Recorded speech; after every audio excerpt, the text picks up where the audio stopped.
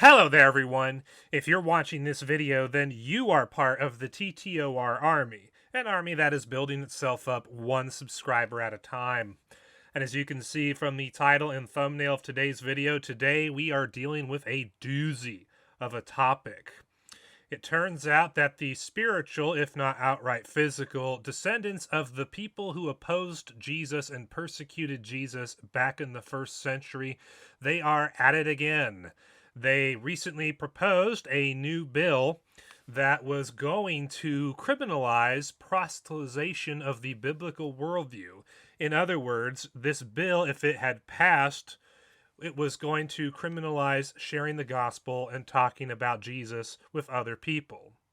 So if you were a Christian missionary, if this bill got passed and you tried to tell Israelis about Jesus and the Bible and they weren't Christians like yourself, you would actually go to prison for a year. And if the person you were talking to was a minor, you'd go to prison for 2 years. In other words, what these legislators in Israel tried to do recently was the same thing that the Jewish leaders and authorities of Jesus' time also tried to do, which was mainly silence anyone talking about Jesus. Because that worked so well back in the first century, right? But before we get into the biblical background behind all this, let's get to the actual bill itself that was proposed earlier this year. You can see on the screen now an article titled Full Text. Read the English translation of the newly proposed legislation to outlaw sharing the gospel message in Israel. This article, this bill, was given to us by All Israel News, also known as allisrael.com. It says, the following is a professional English translation of the full text of the newly proposed legislation introduced by Knesset members Moshe Gafni and Yaakov Asher.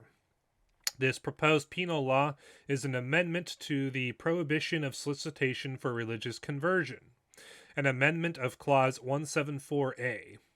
In the Penal Law 1977, hereinafter the Principal Law, and Clause 174A, in the footnote in the beginning will be added solicitation or. 2. What is written there will be marked B, and before it will come A. Someone who solicits a person directly, digitally, or by mail or online in order to convert his religion. The punishment, 1 year imprisonment.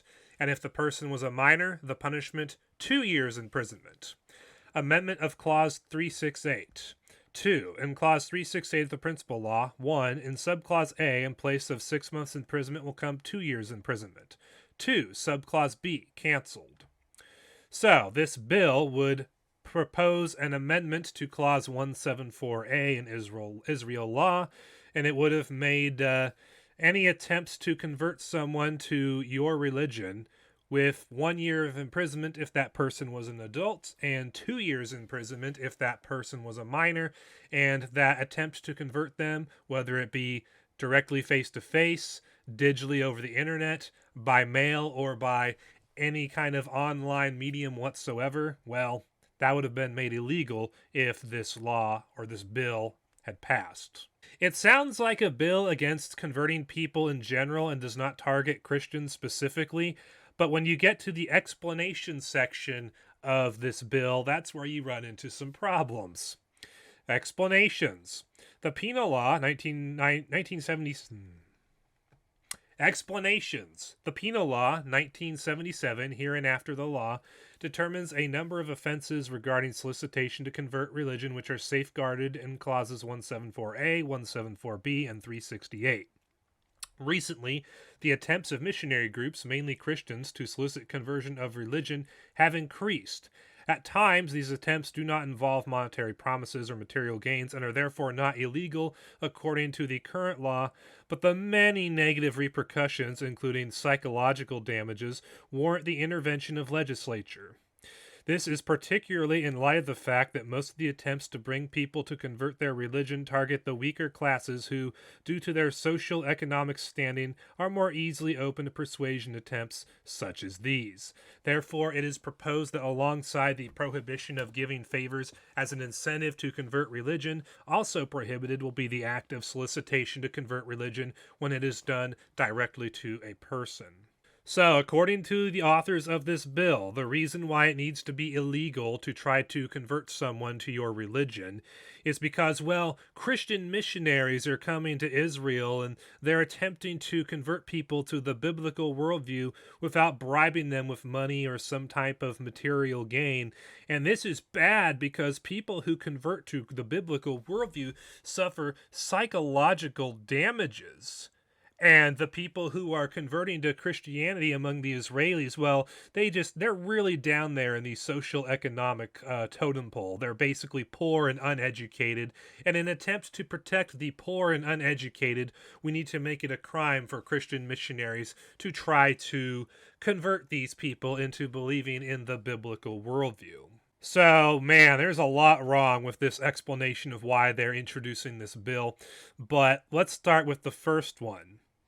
The bill, as it is read, seems to be just a bill against general attempts to convert people to a different worldview, but when you read the explanation, it's actually targeting Christians in particular. Crafting a generic law in order to target a specific person or group of people, namely Christians, is not something new if you understand the Bible. When you turn to the book of Daniel, you see something similar in chapter 6, verses 1 through 16, which reads as the following. It pleased Darius to appoint 120 satraps to rule throughout the kingdom, with 3 administrators over them, one of whom was Daniel. The satraps were made accountable to them so that the king might not suffer loss. Now Daniel so distinguished himself among the administrators and the satraps by his exceptional qualities that the king planned to set him over the whole kingdom. At this, the administrators and the satraps tried to find grounds for charges against Daniel in his conduct of government affairs, but they were unable to do so. They could find no corruption in him because he was trustworthy and neither corrupt nor negligent. Finally, these men said, "We will never find any basis for charges against this man Daniel unless it has something to do with the law of his God." So these administrators and satraps went as a group to the king and said, "May King Darius live forever." The royal administrators, prefects, satraps, advisors, and governors have all agreed that the king should issue an edict and enforce the decree that anyone who prays to any god or human being during the next 30 days, except to you, your majesty, shall be thrown into the lion's den. Now, your majesty, issue the decree and put it in writing so that it cannot be altered, in accordance with the law of the Medes and Persians, which cannot be repealed. So King Darius put the decree in writing. Now when Daniel learned that the decree had been published, he went home to his upstairs room where the windows opened toward Jerusalem.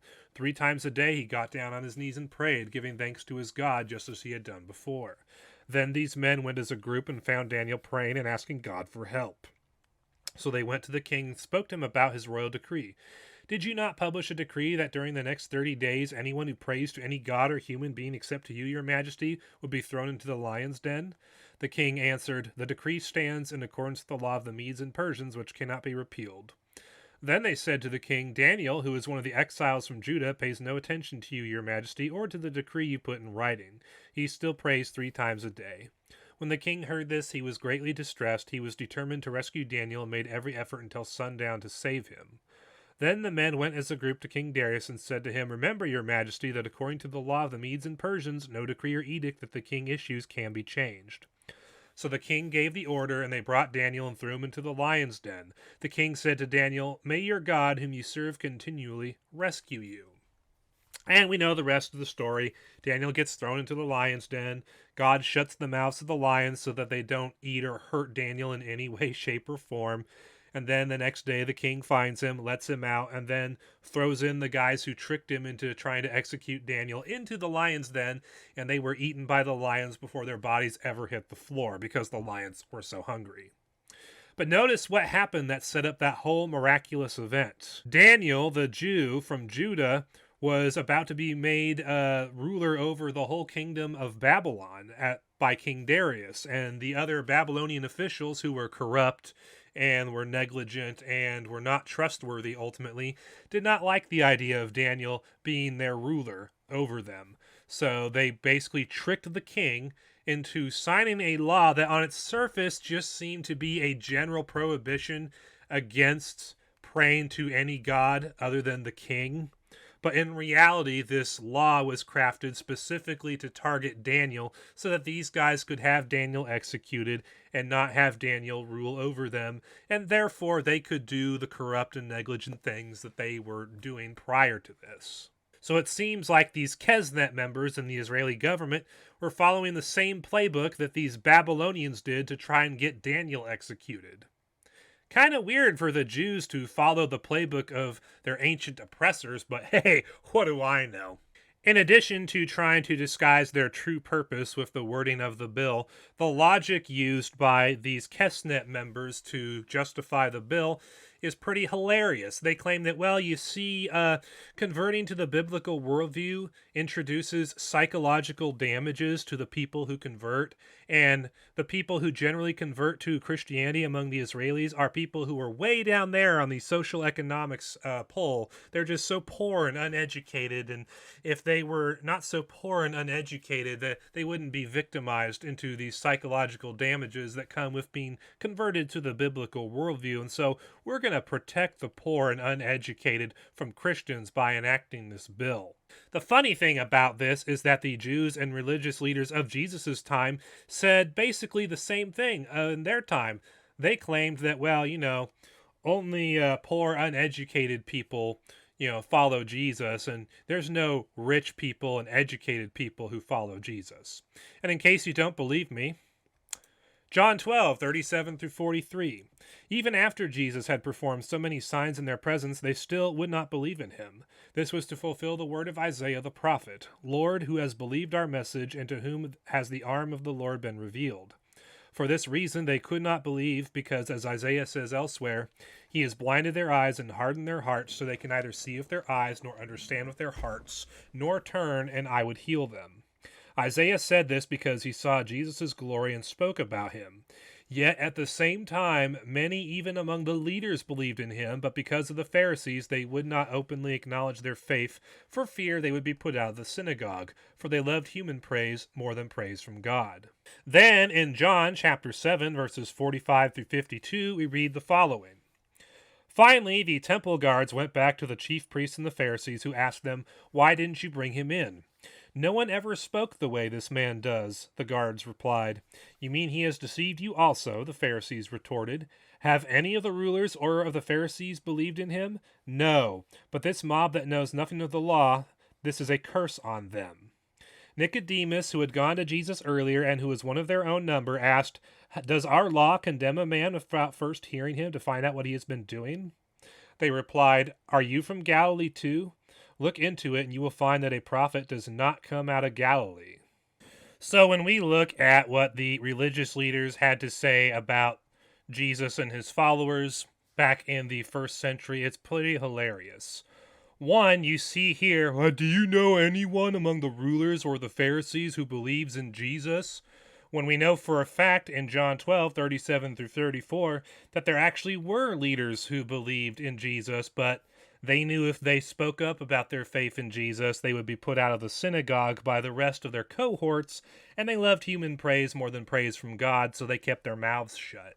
Notice how also they said that this mob knows nothing of the law. There is a curse on them. In other words, the people who believed in Jesus, well, they're just a bunch of ignorant, uneducated fools. When we know for a fact that this is not the case, because the leaders who believed in Jesus were some of the most educated people in the entire nation. So obviously education level has nothing to do with whether or not you believe in Jesus. As a matter of fact, the only way you could convince both the uneducated and the educated alike to follow Jesus was if Jesus was who he claimed to be. And then at the very end, they claim that there is not a prophet that comes from Galilee if you look at the scriptures. And we know that this is false because the prophet Jonah comes from Galilee.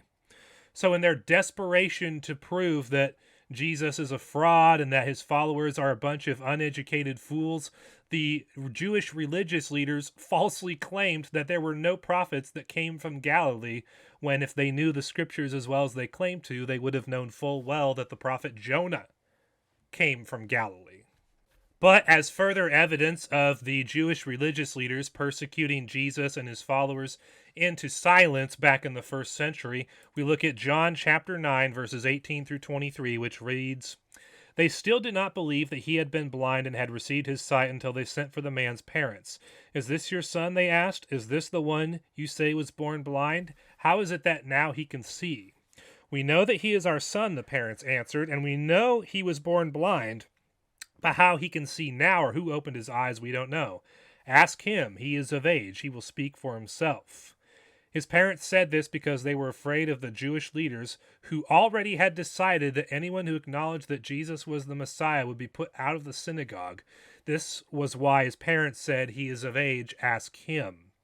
So we know from this passage that at this point, the Jewish leaders had already made a decree that anyone who publicly acknowledged that Jesus was the Messiah, or that they had faith in Jesus for that matter, they would instantly be banned from the synagogue and they would not be allowed to participate in their religious community.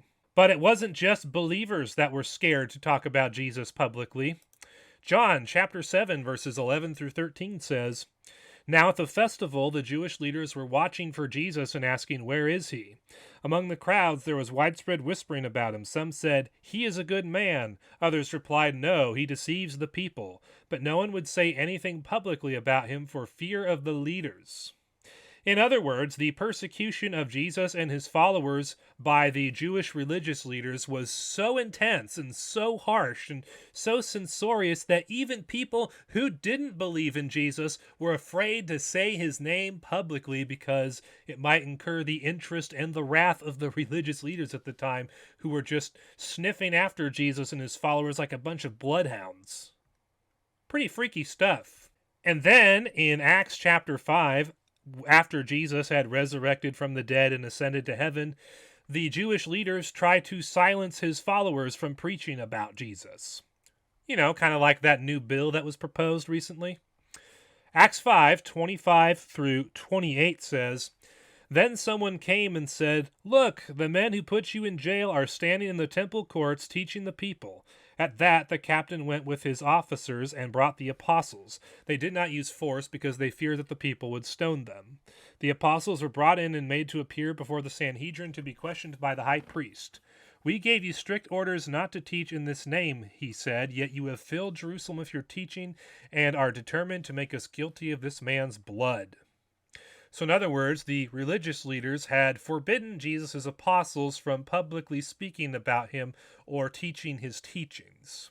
Isn't it funny how 2,000 years ago the Jewish religious leaders and political leaders were trying to silence people from talking about Jesus, and here we are in 2023, a little under 2,000 years later, and modern-day Jews are trying to do the same thing in the modern nation of Israel? As the old saying goes, the more things change, the more they stay the same. Now, I have here on screen another article by All Israel News titled "Exclusive. 2 Knesset members propose legislation to outlaw sharing the gospel in Israel and send violators to prison. Could it become law?" And it is further in this article, what does the new bill actually say, where you get an idea of exactly what this bill would condemn and criminalize, and then you start to see how similar it is to all the Bible passages we've been going through. What does the new bill actually say? The proposed legislation would outlaw all efforts by people of one faith who in any way want to discuss or try to persuade people of other faiths to consider changing their current religious beliefs. The punishment for doing so would be 1 year imprisonment. If the conversation is with a minor, someone under the age of 18, the punishment would be 2 years imprisonment. This bill would apply to people having spiritual conversations with Israelis of any religion. However, in their official explanation of the bill, the 2 Israeli legislators specifically emphasized the warning to stop Christians in particular. The bill's primary objective, therefore, appears to be making it illegal for followers of Jesus, Yeshua in Hebrew, to explain why they believe that Jesus is both Messiah and God, with the hope that Israelis might consider following him. The bill does not only make a simple personal conversation about Jesus with another individual a crime, it would also make it illegal for someone who solicits a person directly, digitally, or by mail or online in order to convert his religion. thus producing and publishing online videos explaining the gospel to Jewish or Muslim people in Israel and to those of any other religious faiths would suddenly become illegal. Publishing books, other printed literature, online articles, podcasts, or other forms of media that explains the life and ministry of Jesus and his message found in the New Testament would also become illegal. So would discussing the gospel message via email, text messages, written letters, and or on social media, including answering questions initiated by people who don't follow Jesus. It is already a crime in Israel to try to proselytize minors or bribe people of any age of money or material goods to change their religious views, but this new legislation seeks to go much further. At times, these attempts do not involve monetary promises or material gains and are therefore not illegal according to the current law, the bill notes, but the many negative repercussions, including psychological damages, warrant the intervention of the legislature. Therefore, it is proposed that alongside the prohibition of giving in factors as an incentive to convert religion, also prohibited will be the act of solicitation to convert religion, whether it is done directly to a person, whether that be face-to-face or via any other means of communication. So, just like back in the first century, you got modern Jews who hate Jesus, God, and Christians. Well, they're trying to silence the name of Jesus, silence the sharing of the gospel, silence Christians in Israel with this bill. Now, Jesus himself explains in full detail in John chapter 15, verses 18 through 25, why the Jews of his time and why today's Jews are trying to silence people from talking about him. Jesus said, "If the world hates you, keep in mind that it hated me first. If you belong to the world, it would love you as its own. As it is, you do not belong to the world, but I have chosen you out of the world. That is why the world hates you. Remember what I told you. A servant is not greater than his master. If they persecuted me, they will persecute you also. If they obeyed my teaching, they will obey yours also. They will treat you this way because of my name, for they do not know the one who sent me. If I had not come and spoken to them, they would not be guilty of sin. But now they have no excuse for their sin. Whoever hates me hates my Father as well. If I had not done among them the works no one else did, they would not be guilty of sin. As it is, they have seen, and yet they have hated both me and my Father. But this is to fulfill what is written in their law. They hated me without reason." Well, they have a reason. It's because they hate the fact that you're calling out their sin. We know this from John chapter 7, verses 1 through 5, that the reason why Jesus was hated by people is because he told them that their ways were bad. And in this passage, we see Jesus clearly explain that because the world hates him, they will hate his followers too, which would be, me and everyone else who follows Jesus. And that the reason that they hate him so much is because they're guilty of sin, and Jesus pointed it out to him. And so not only would they hate us like they hate Jesus, but they will persecute us as well because they persecuted Jesus too. Now, I will say at this point, it seems unlikely that the bill that I just finished analyzing will be passed. This ABC News article from yesterday is titled, "Israeli Leader Halts Bill Against Christian Proselytizing."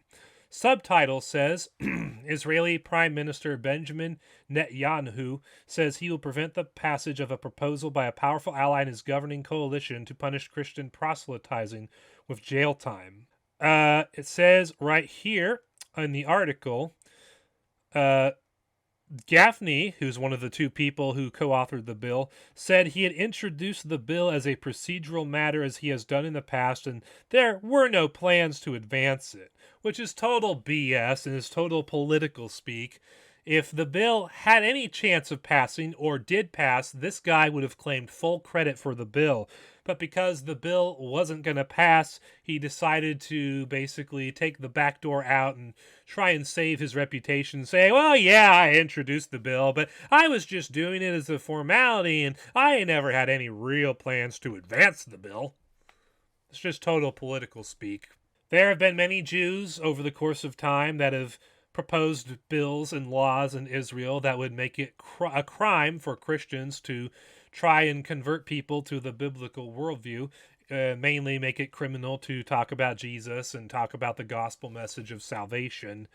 They've done it before. They were trying to do it this year, and they will do it again.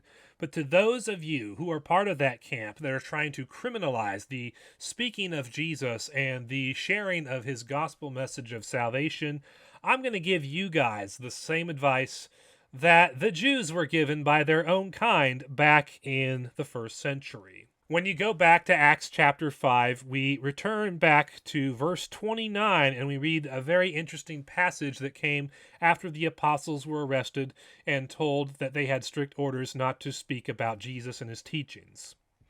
Peter and the other apostles replied, "We must obey God rather than human beings. The God of our ancestors raised Jesus from the dead, whom you killed by hanging him on a cross. God exalted him to his own right hand as Prince and Savior, that he might bring Israel to repentance and forgive their sins. We are witnesses of these things, and so is the Holy Spirit, whom God has given to those who obey him." When they heard this, they were furious and wanted to put them to death. But a Pharisee named Gamaliel, a teacher of the law who was honored by all the people, stood up in the Sanhedrin and ordered that the men be put outside for a little while. Then he addressed the Sanhedrin. "Men of Israel, consider carefully what you intend to do to these men. Some time ago, Theudas appeared, claiming to be somebody, and about 400 men rallied to him. He was killed, all his followers were dispersed, and it all came to nothing. After him, Judas the Galilean appeared in the days of the census and led a band of people in revolt. He too was killed, and all his followers were scattered. Therefore, in the present case, I advise you, leave these men alone. Let them go, for if their purpose or activity is of human origin, it will fail. But if it is from God, you will not be able to stop these men. You will only find yourselves fighting against God." His speech persuaded them. They called the apostles in and had them flogged. Then they ordered them not to speak in the name of Jesus and let them go. The apostles left the Sanhedrin, rejoicing because they had been counted worthy of suffering disgrace for the name. Day after day in the temple courts and from house to house, they never stopped teaching and proclaiming the good news that Jesus is the Messiah. So, as we could see here in the follow-up in Acts chapter 5, the religious leaders wanted to put to death Jesus' apostles for daring to preach Jesus and the gospel in public. But one of their own, a teacher of the law named Gamaliel, stood up and told them, "Hey guys, just let these guys go and don't interfere with their activities, because if what they're doing is of human origin, it will fail just like all these people before who claimed to be the Messiah and then their movements failed. But if what these guys are doing is from God, you will not be able to stop them because you will find yourself fighting against God, and that never ends well for anybody." That advice that Gamaliel gave to his fellow teachers of the law and Pharisees and religious leaders back then, when they were trying to persecute Jesus' apostles for preaching Jesus' name and preaching the gospel, that same reasoning applies today. Those who crafted this bill, those Jews in Israel who want to make it a crime for Christians to evangelize to Israeli people who aren't Christians, those Jews who want to make it a crime to speak about Jesus and preach the gospel message of salvation that Jesus brought, you guys need to just leave Christians the hell alone. Don't do anything to hinder the spreading of the gospel and the speaking and preaching of Jesus, because if what Christians are doing is of human origin and their message is false, the movement of Christianity will eventually die out, and it will go to naught, just like all the false movements back in the first century. But if Christians are telling the truth about Jesus and the gospel, well then, you better just leave us the heck alone, because if you try to stop us from proselytizing, if you try to stop us from preaching Jesus and the gospel, even though it's true and Jesus is who he claimed to be, which is the God-man, you will find yourself fighting against God, and that never ends well for anybody. Just read the scriptures. So if you religious Jews of today who hate Christians so much and hate Jesus so much that you want to criminalize people like me from speaking Jesus' name or talking about his message, you guys better think twice, because if people like me are telling you the truth, then you're fighting against God when you try to persecute us and stop us from speaking about Jesus and the gospel. But if we're not telling the truth, then eventually we will die out, and you guys don't need to do anything for that to happen. So you guys just need to leave Christians alone. Because if our movement is of God, there's nothing you can do to stop it. And if it's not of God, it will die out. Pure and simple. So stop trying to criminalize Jesus and the gospel.